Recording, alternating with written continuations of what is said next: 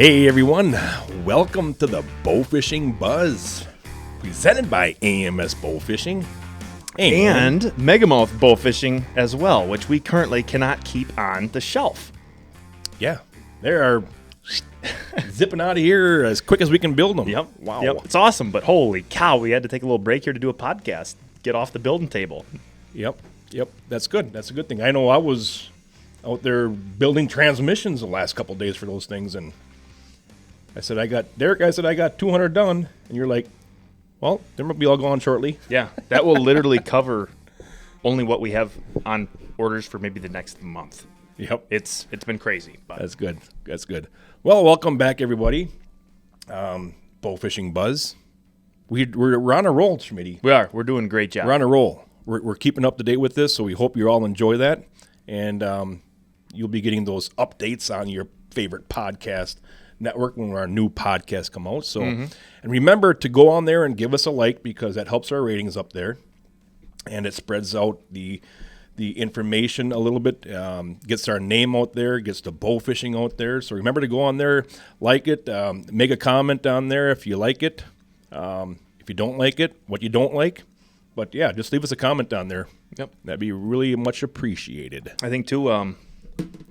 Last week, not last week, 2 weeks ago when we did the rough fish factor fiction, that one did really well. I think that was a fun one. So if you guys, leaving us a like or a share or comment, whatever, like we said last week, if you guys ever have any topics or anything you want us to discuss, we'd be more than happy to do so. That's so right. Just let us know what you guys want to hear, and we're totally down for it. Yep. And remember, this will also be on not only as an audio podcast, but we also have our video podcast, which are on the AMS YouTube page. You can go on there and watch it. We're going to have, bow fishing pictures, whatever we talk about. We'll try to put up flyers or pictures or just video of us sitting here BSing with everybody out there. So we also have it on there. And there's also a new place where our video podcasts are going to be shown. Really? Where's that, Matt? As well as some bow fishing episodes from your friends over here at AMS Bowfishing and Megamouth Bowfishing. All right.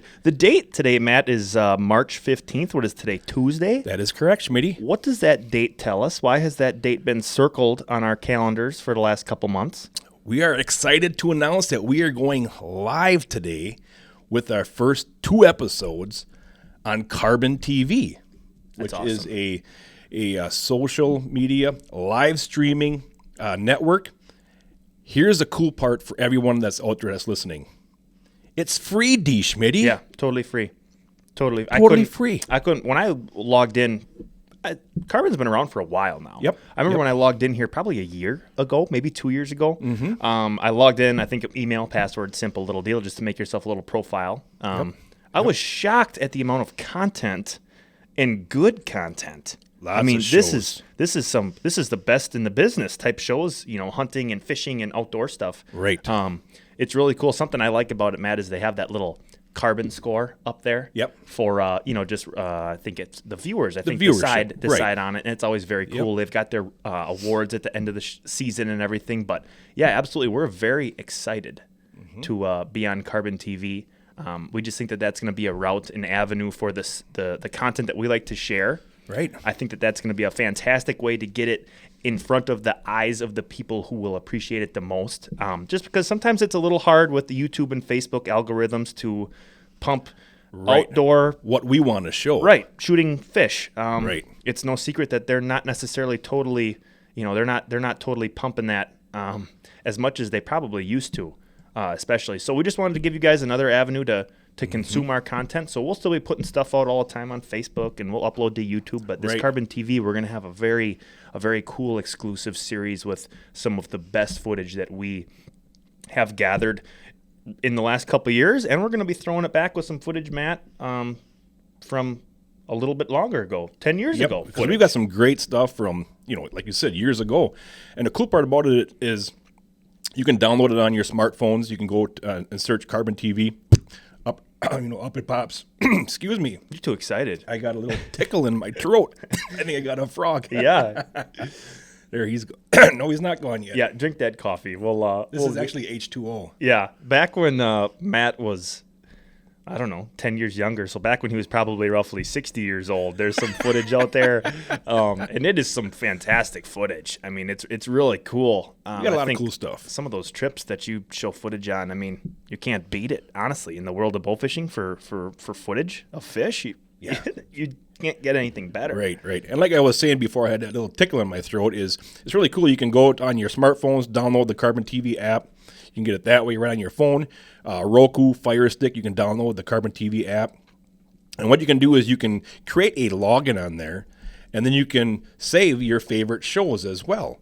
Now, to look for the AMS Bowfishing network on there, you can go up to the right-hand corner under the search tab and type in AMS Bowfishing, and then you can click into shows, and then it'll show you, the AMS thumbnail. Or you can click on episodes, and it'll show our first 2 episodes that are out there right now. Tomorrow there's going to be a big front banner, I guess, on their main screen, on their home screen on there. Yep. And like I said, we'll be putting content out there to show you where to find all that stuff on our YouTube video podcast. But, yeah, I'm excited. Episode 1 is Florida alligators. Yep. And then right now episode 2 is Wisconsin Nighttime Nonstop Bowfishing Action Part 1. Yep. We wanted to put 2 of them out there for you guys, just if you're tuning in to watch it and you go, holy cow, that is awesome. Well, we want to give you one more Right. to binge on, and just to show the variety of areas and species that we like to bowfish. Matt, how often are we going to be uploading on Carbon TV? We are going to be putting a new episode on every 2 weeks. Every 2 weeks, just like the podcast. Just like the podcast, up until about August. Okay. Middle of August. And then from there, we'll slow down a little bit to maybe 1 a month. Okay. Because that time of year, everybody's starting to gear up for their deer hunting, your big game hunting and stuff. And seasons kind of switch back over to the, going after the 4-legged critters instead of the toothy and swimming scaled critters. Yeah. Yep. So we're going to be doing that. But the cool part is, and in between the episodes, we're going to be putting in our video podcast as well. Yep. And then you can also, so you can watch the video podcast, or we're going to be on their podcast network, which is just the audio. So that's another place you can find the Bowfishing Buzz podcast. When you go on Carbon, Matt, is there an area for video podcasts and then a different tab for just audio, or is it all listed in the same What area? there's going to be is there's going to be a up on the top, you have all different kinds of, shows, and then podcast. They also have live cams, like Lee and Tiffany's. Their deer, Their little deer feeding stations. But up there's going to be a section that says podcast. Okay, so you click on that tab right there, and you'll see AMS Bowfishing Buzz podcast. Once we get that up and running, that's not quite up and running yet on their network, but it will be soon. And there you can just listen to the audio content. Okay, gotcha. All right. The video content will be down in between the bowfishing episodes that we place out there. And that'll be the video content. Gotcha. So all of our podcasts, Carbon TV episodes, check them out. Just to recap it, we're live on Carbon TV starting today. Yep. Have 2 episodes available for you. We'll be uploading episodes every 2 weeks. Correct. Until roughly August. Yep. Then we're going to be doing 1 per month. Totally free. Some great content out there. Don't mean to toot my own horn, our own horn, but it's the best bowfishing content that you can consume right now, and I say that confidently. We have a good time showing it off. Absolutely. And remember, when you go out there to watch those videos, that's going to, right now our score is 5.0. That's what it starts with, right in the middle. That's what it starts with, right in the middle. But the more viewership we get out there, the higher that score goes up, and then our videos will be getting spread out more and start getting up to the top of some of those, titles.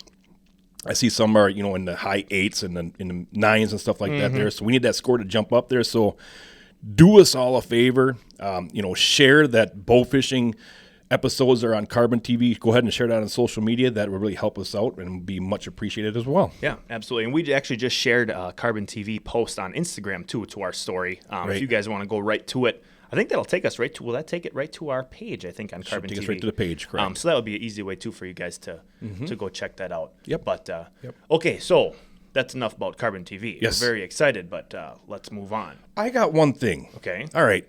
Getting back to the last podcast that we had on the Factor Fiction. Yep. All right. You asked me a question about how many males are with a female carp during the spawning process. Yep. 7 was the answer. 7 was the answer. And that got me to thinking after that, who the heck goes out and sits where the carp are spawning and gets that type of information? I figured someone like you would do that with how obsessed you are. I might go out there and shoot them, but I'm not going to go out there and count. There's 1, 2, 3, 4, 5, 6, 7. There's 7 males following that female. Oh, there is 1, 2, 3, 4, 5. And then after a day, you get kind of get an average. How do they know that stuff? Yeah, I know it's true. You hear some of those studies, and is it done in a controlled environment too? You know, right? Where they're it can be. Where do they come up with some of this stuff? I don't know. They're paying somebody way too much money. Yeah. And it might as well be me, but I'm not going to be counting. I want to be shooting. I was going to say, they'll never have a chance to push up on that female. We'll figure out how many we got in the barrel. Yep. Okay, so this is a little, we are the foremost authority for everything that there is bow fishing. We've got a strange little article you brought to my attention here, Matt, here in our home state of Wisconsin. And I'll just read the title of the article. Okay. It kind of caught me. It's funny. It's foggy. To me, it's foggy. It is. And there's one thing, Matt, after reading it, I don't know if you'll agree with me, but I'm gonna make a hot take on it. And I'm going to hold out till the end. I'll read everything that we have here available. Let the viewers, the listeners, form their own opinion. But I'm gonna come out and say something. I got a little bit of a passionate take on this, okay? All right. Get at her, Schmitty. All right, so here's the title. All right. Platteville, town in Stratford, city in Stratford area. Platteville's not a city in Stratford. Oh, so I'm sorry. Good Lord. City in Wisconsin. We're in Stratford. Yeah. See, this is such a passionate affair for me. I'm not thinking straight. Platteville, Wisconsin, wholesale fish dealer convicted in Wisconsin's first ever invasive carp case. Okay. Mm-hmm. So this all started from a public tip that someone gave a DNR warden back in 2018. And thank God that tip was given to them, because they've finally been able to convict the person who did bad things. Right. All right. Yep. Ping Lee, co-owner and sole operator of Lee Fish Farm LLC in Platteville, was convicted in Grant and Dane County Circuit Courts of 2 misdemeanor crimes and 17 forfeiture violations under a plea deal. Lee was ordered to pay more than $13,000 in penalties. Ouch. Okay. A wholesale fish dealer, they were illegally selling invasive carp, Wisconsin's most prominent and highly destructive invasive species. The case was the first ever in Wisconsin involving the illegal sale of Asian carp. Right. Okay. Yep. So they are illegally selling the most invasive species on the planet. I don't know if that's true, but yeah, silver carp. Yep. All right. The 19 convictions were for violations including violation of wholesale fish dealer vehicle requirements when transporting fish, possession of illegal fish with a value over $300, improper transport of Asian carp, and failure to keep wholesale fish dealer records. Okay. 2018. The types of carp involved in this case: big heads, silvers, grassies.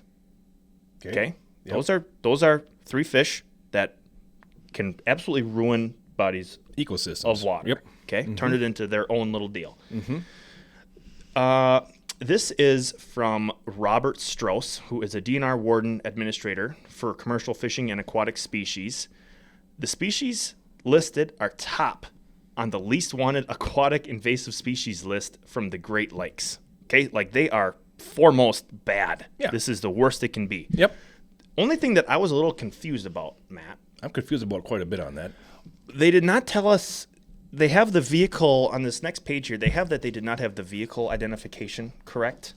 Right. And they say that when transporting, you have to gut these fish and cut their gills. Correct. So that there is no chance that they could ever live. Right. Okay, because it says that all 3 species can last a day out of water. Yeah, and I don't. That's you ever throw a big head or a silver in a boat?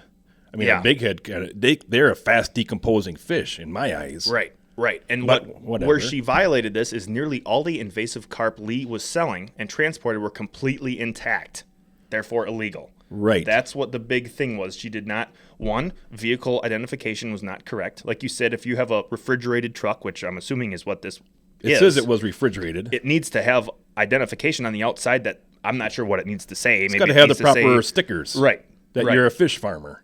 Right. Right. Or you're transporting fish.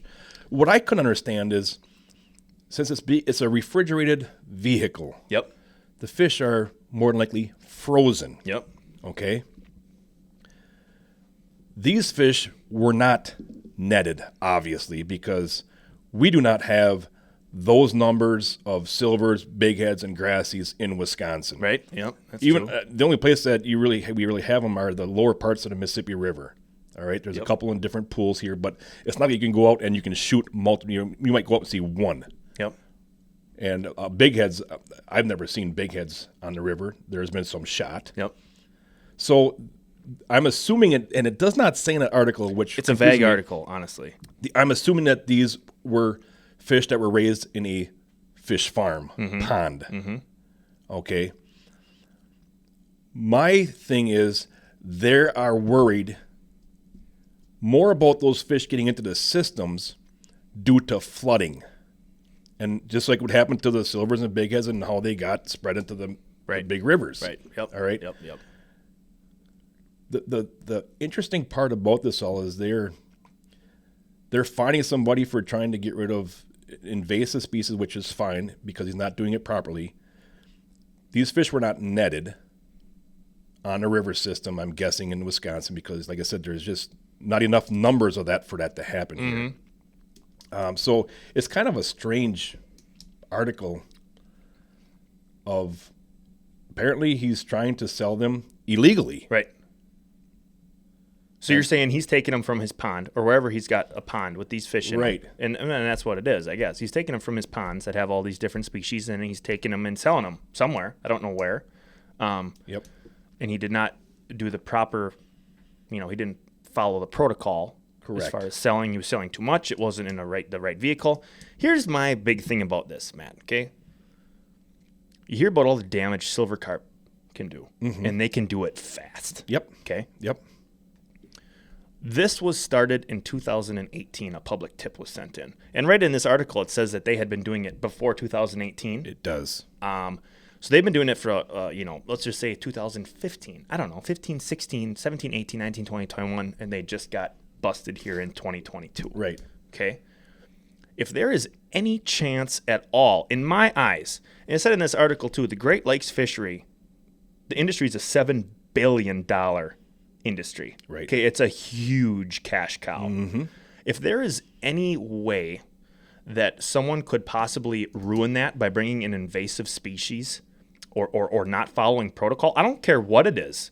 If 3 of those fish fall out of the truck while they're going over a bridge and land in the river and they weren't gutted and gilled and they somehow survive, any little tiny thing that could possibly happen, and if it's been going on for 6 or 7 years, $13,000 is nothing for the fine that they're receiving.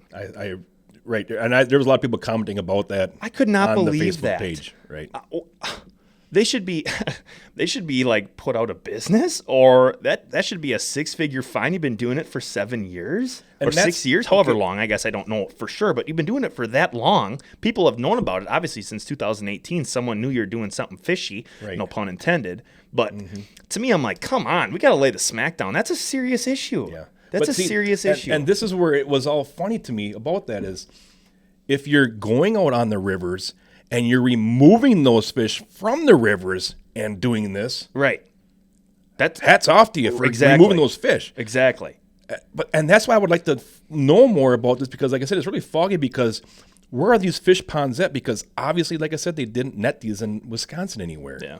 Yeah. So I'm curious to know where these ponds are. If these ponds, if they do get flooded, could they reach the Mississippi rivers down in the southern part of the state? Right. And spread that way? I guess that I know. Yeah, that's that too. But yeah, I was reading through that. I'm like, $13,000 that's nothing. Yeah. That should be It's kinda so funny. much more. I was actually talking about silvers and big heads and stuff like that. They're, down in Kentucky, they are netting them by the thousands that have reached up into now Kentucky Lake and Barkley Lakes down there. They're netting a bunch of them.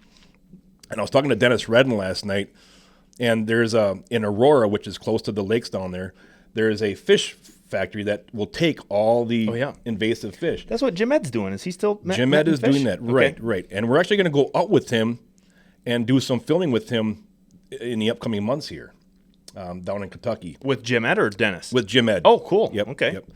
Yep. They flash freeze them, And then they have these lasers that cut the fish in 4 sections. No way. Yes. Really? Yes. And then they package them up and they sell them around the East Coast for lobster bait. Really? Those small sections, yep. And we're going to try to get into that plant. Okay. That he Where, just put up where in they're Aurora. slicing and dicing? When we're down there with Jim Ed, he takes us out and shows us how they net them and how he does that whole process, and then him taking them to that plant. And then we want to get a little tour inside that plant. So I think that would be really cool to see all that stuff. Yeah, that is and interesting. Talk about that stuff. That is a lobster bait. They use them for lobster bait, like over in Maine. Then it said like they ship a bunch of it over to Maine and stuff like that. Sure. And they use it for lobster bait. Huh. That's interesting.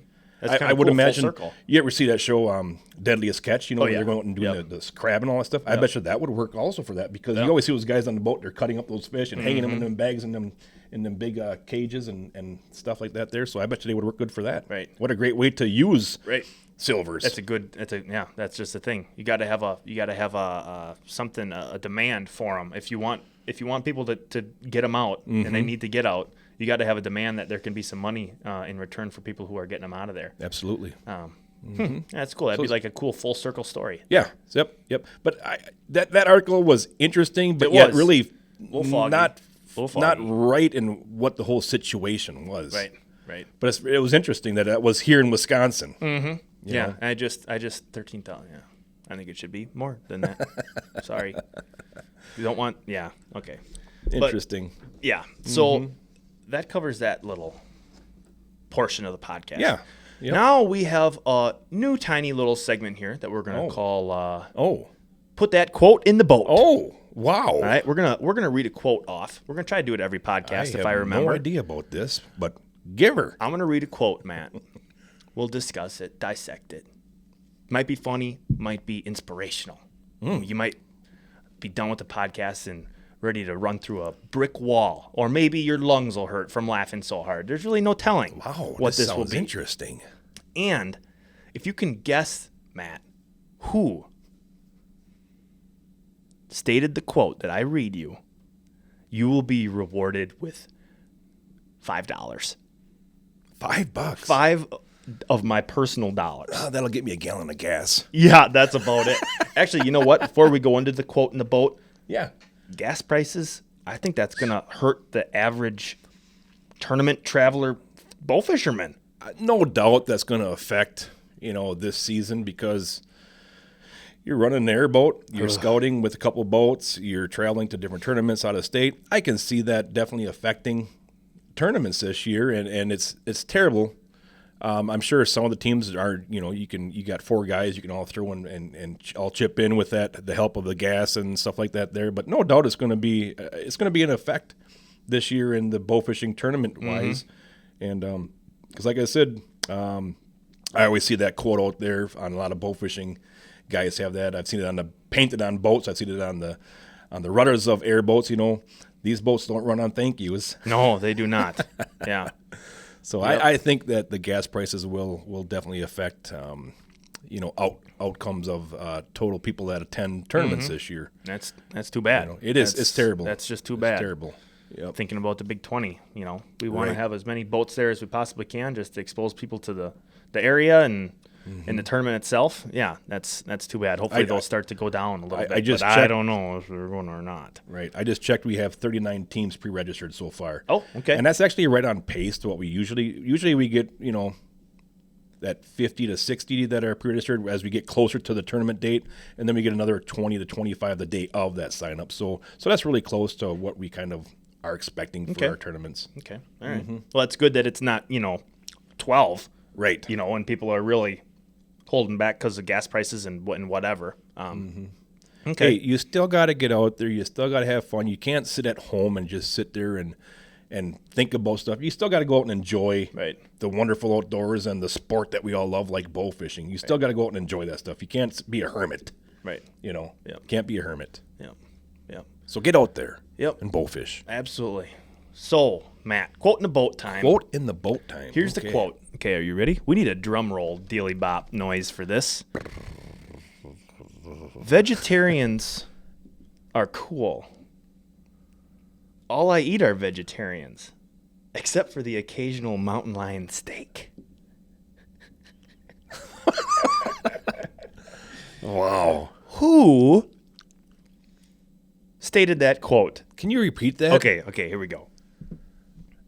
Because I'd like to think most of the people listening to this podcast are meat-eating, fish-shooting savages, okay? Heck yeah. All right. Vegetarians are cool. All I eat are vegetarians, except for the occasional mountain lion steak. If you don't guess it and I name the person, you're going to be like, oh, that totally is something that he would say. That he would say. Oh, uh-oh. I just cut it in half. That sounds like something like Tim Wells. Oh, you're close. You're close. It's not him, but you're down the right path. Oh my gosh, you're so close actually. Corey Brossman? Nope. You're closer with your first guess. We used to listen to a podcast that had Tim Wells and this other individual. Oh, I know who it is now. That's Ted Nugent. Oh, Uncle Ted. Uncle Ted. Yep, that's a Nuge quote right there. Well, since I was so close, do I get like $2.50? Sure. All right, I'll thank pay you. you in nickels. Yep. Ooh, I was there. I was close. You on were. that. That was actually very close. I was close on that. I saw that and I giggled a little bit. I thought that was kind of funny. But Actually, getting back to tournaments here. There's actually a tournament this weekend down on let's see, we got the Tough Man in Eddyville, Kentucky. oh, okay. It's an open trailer, all public waters, and it's a big 20. So if you're down in that area and you want to, you're looking for a tournament to get into, that sounds like a really fun one to get into because, man, I love Kentucky, and it's right there. Sounds like you can shoot Kentucky Lake, Barkley Lake, the rivers, the tailwaters. Big 20 this weekend, the Tough Man in Eddyville, Kentucky. Cool. Very cool. Tough man. Yeah. Yeah, absolutely. And one thing that I would like to mention, as far last weekend was the BAA World's annual meeting. Okay, I watched it on Facebook there on live, and they came up with a lot of great issues, a lot of great points. They had a great discussion. It was very well organized, and people were voicing their opinion of changes, and they were doing good votes, and it was a really well-run meeting. And congratulations to everybody that became part of the Bowfishing Association Hall of Fame. Congratulations to all of you. It's awesome. And but I'll just give a little shout out to somebody here from Wisconsin that was on there. Was Fred Christensen. Long time bowfisher. He's a steward of bowfishing. He's an educator. So congratulations to Fred Christensen for getting voted on the Hall of Fame board there. That was really cool to see. But another thing that they brought up was I see Pete Gregoire will be back helping the BAA on the record part of things. Pete had been on the board in the past and did a wonderful job posting all the BAA records that are happening out there in the past couple years. And so I was really glad to see Pete back on there. So thank you to the BAA board members for getting Pete back involved in things, because Pete absolutely loves, bow fishing. He's also a great educator. In fact, you can check him out. Pete also has a YouTube channel called This Week in Bowfishing. And he goes over little tips and little tricks and talks about different things, interviews different people. So it was great to see Pete back in there helping with the BAA. Pete, years ago, Pete was the Wisconsin Bowfishing. He was a treasurer, and he did a great job. He's now moved on to Missouri. So great to see you back again, Pete. Very nice deal to have you back helping out with the records there for the BAA. Mm-hmm. Absolutely. First time I met Pete, we were at a boat landing in Kentucky. Really? You and I were. Yep. Down there filming, and all of a sudden we're like, oh my God, it's Pete. Oh. Yep. So, that's cool. That's cool. Mm-hmm. Yep. Good guy. Absolutely. This next little thing that I would like to talk about here, the Bowfishing Association of America is honored to present the very first woman Bowfisher of the Year. Oh, cool. Yep. Miss Abigail Himdahl. All right. Now listen to some of this stuff. Abigail not only secured the Youth Bowfisher of the Year, but also the Bowfisher of the Year. Oh. So that takes a lot of hard work, skill, drive, and dedication to do something like that. Abigail is only 14 years old. She registered 37 fish for a total of 43 records. What? Spanning 5 different states. Not only did she set youth fish records, but also adult and world records. Oh, my gosh. She also participated and competed in 6 different BAA sanctioned tournaments, including the Worlds last year in South Dakota. Abigail is a great inspiration for other women and youth bowfishers out there. She's definitely an up and rising youth and becoming stronger and stronger in the bowfishing world out there.